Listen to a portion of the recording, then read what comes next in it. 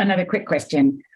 The power of art just keeps coming back from me in Right. movements, in making change. And I remember when the United States won the Nicaragua election with Violeta Chamorro, one of the first things that they did was to erase all the incredible murals on the walls and to change the traditions in the country, to ask different kinds of questions. How is it that so many people in this country don't value the power of art, of stories, of music that can fuel movements to bring systemic change? What do we do to pull that back in? And maybe you disagree. I mean, maybe you think that people already do, but it feels to me, having been through the civil rights movement in which that was so central, and having seen it in South Africa and Nicaragua, in which art, music, poetry, the way we talk to people changed dramatically and then fueled a movement, is somehow sidelined at the moment, or at least not as visible. That's a good question. One of the things I'm wrestling with is maybe where the movement space is. I know from a lot of the cultural work that I do, music, art is central to, the way culture is passed on, the way that we do our work. I think on a kind of a national movement, in the way tied to your last question, that certain movements, this is not all movements and definitely not all organizations, have adopted a corporatization of management, of how they think about change happens, the way that it's not led by indigenous elders. And I mean that in the broadest way possible, not just indigenous folks in the U.S., but like people who are indigenous to their own cultures and traditions and practitioners. And I think also kind of like the middle-class movements aren't working class movements. I got my teeth in workers movements, where folks who were struggling to make ends meet in day to day. So when I go back to 1968 and Chavez is marching in the Central Valley, where my family's from, up and down Delano, and breaks his fast, he doesn't break it with like McDonald's. he breaks it with communion with a Roman Catholic Church, with the image of the Guadalupe behind him. So part of it is this sort of like deeper in that deeper cultural work has just been devalued on kind of a national level, and folks who have found comfortable livings within, quote unquote movement spaces aren't in it because of that deeper soul work that needs to happen. That we're really, where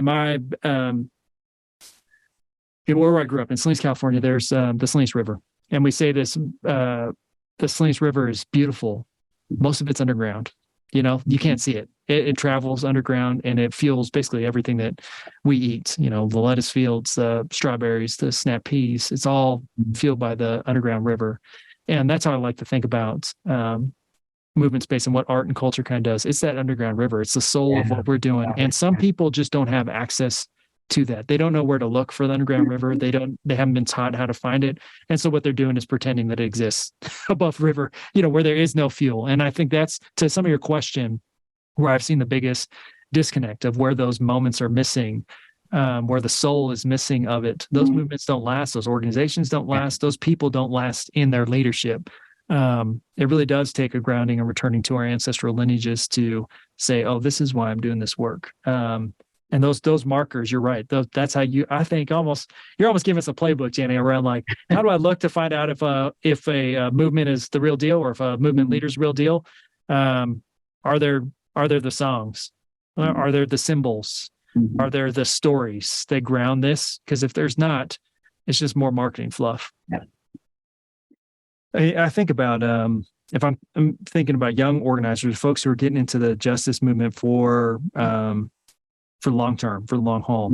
I think there's a lack of spiritually, culturally grounded and rooted leaders in this space, folks who are not necessarily here to do the strategy work, to do the budgets, the call out culture, the talking points.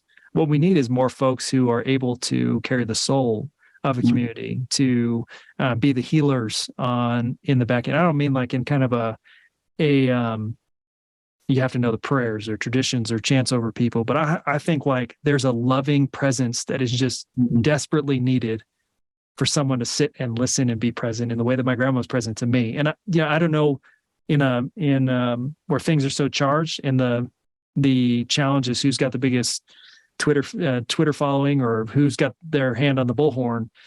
For me, it really is. I'm looking for those leaders who are able to sit in the discomfort of this world and close their eyes and imagine, and invite others to imagine with them what world is possible. And that takes a spiritual rootedness that and training that hopefully, folks are finding or looking for. I think of, and that ties me to that second part of that question. Yeah, Milpa's doing that. They're, reimagining. That's a group out of California that's doing indigenous for Black and brown folks who are on the front lines of challenging the mass incarceration system in a very local way, that they're enculturating the next generation of folks. I think of folks like our friend Ashley over at Highlander Center, who are trying to train up a new round of folks to be spiritually grounded rooted. That's what we're trying to do at Auburn Theological Seminary. Is how do you find some theological and spiritual grounding and rootedness for the work of justice in the world, and that requires a level of discipline and attention that is not,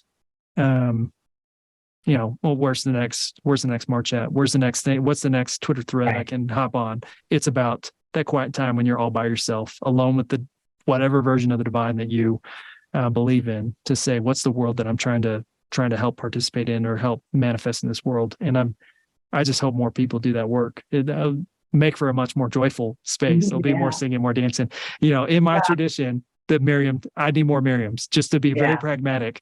We know that we have to cross the river. We got Moses and Aaron who are talking up the storm and whatever, telling all these things, but we need more Miriams who are able to dance and sing us into freedom and find that level of groundedness that she had.